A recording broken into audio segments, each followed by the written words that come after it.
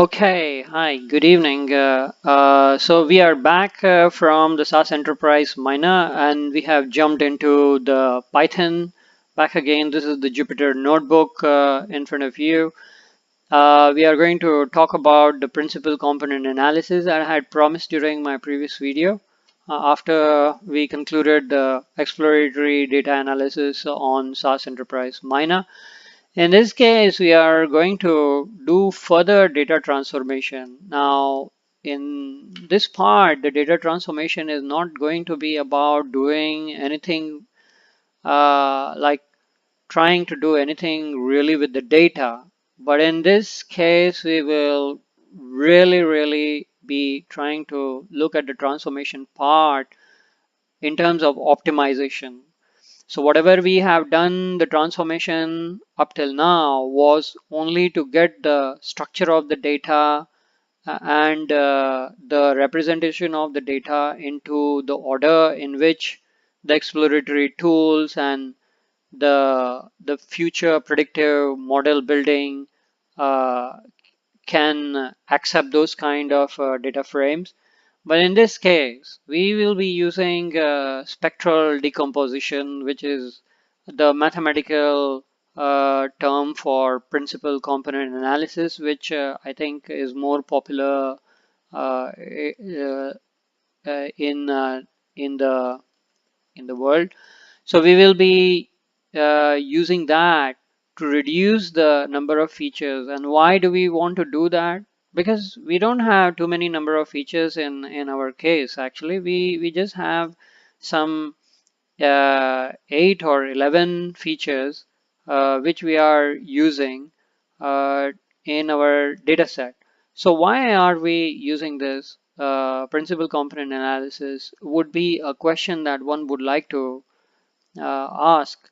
So in this case, the reason why we are using the principal component analysis is to improve the performance of the feature, to optimize the feature and not to reduce the feature from improving the computational capability of the model. So here we are trying to pre-process so that once we put into the model is running at its optimum when it has to do any kind of prediction or estimation for us. And that's the reason why we do the principal component analysis in this case of time series for the stocks for this three business segments. Um, so we are going to use some packages over here like pandas and sklearn for pre-processing, which will standardize the data. As principal component analysis is very sensitive to the scale, and our time series has got a wide range of variables with different kind of scale. So we will be using standard scaler to standardize it using the Z normalization.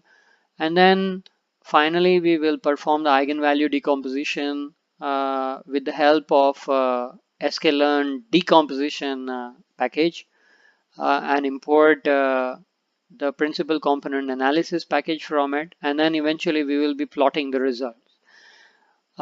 We take the data frame, which is the integrated data frame MRG underscore DAT, because it has got all the 6 time series for stocks, which contains 140,000 timestamps inside over there. And we have evaluated two cases. Actually, the principal component analysis gives you the components depending on their decreasing order of importance. So we have used the first three components. So we have compared the first two component PC1, PC2 and visualized them. And then we have also taken the first three components to get the proper feel that the variance represent the entire sample. So that's why we took the three components, because this is still we are in a very early phase of still trying to understand the data. So we would like to compare the two component visualization with the three component visualization to see how the features behave in each case. And that's what we did. And then here you can see that we have assigned the values of the features. So we have taken the data frame PCA underscore df, which we read from the file, and from that file we take the values, we assign them to the variable x, which is the values are for the share volume, buy price, buy volume, sell price. So these are our original features, and whatever would be inside there are the vectors, the elements are the vectors. So we take all these vectors, pass it to a variable x, we then use the standard scaler and fit.transform method in the standard scaler to standardize, which is the z normalization. So it uses it finds the mean and divides it by standard deviation to normalize each of the element in each of the vector. Then we build the principal component analysis model. So here we specify how many components we want. So we have taken two components for now, and then we do the PCA transform. We use the fit transform model to fit into the PCA model, and then we output whatever comes out from the PCA on the principal component analysis package, which is basically it would give us the eigen values of the decomposition actually. Um, and uh, we would like to see those principal components alongside each of the stocks now, because without taking a look at them without each of the stocks, the labels are lost, so we won't know that which principal components belong to which stock. uh, that's the nature of our data frame, so that's what we are going to do. So in this final df, that's what we achieve, that we concat the names of the stock with the principal components over here, which was achieved from principal df data frame. And then we print out the PCA explained variance ratio and the singular values just for our own, just for my own analysis and evaluation of what did the PCA achieve over here.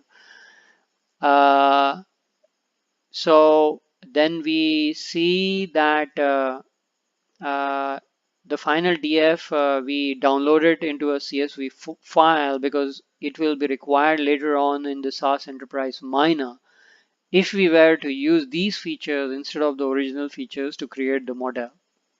Now we found that because the time series is not the same length, it is difficult for us to get a same size of frame which has got the same shape, because otherwise we are going to again land ourselves into the not a number value, the missing values.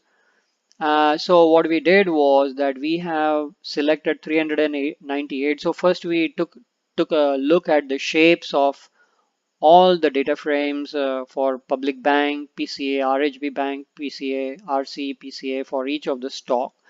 Then we saw what is the maximum and what is the minimum.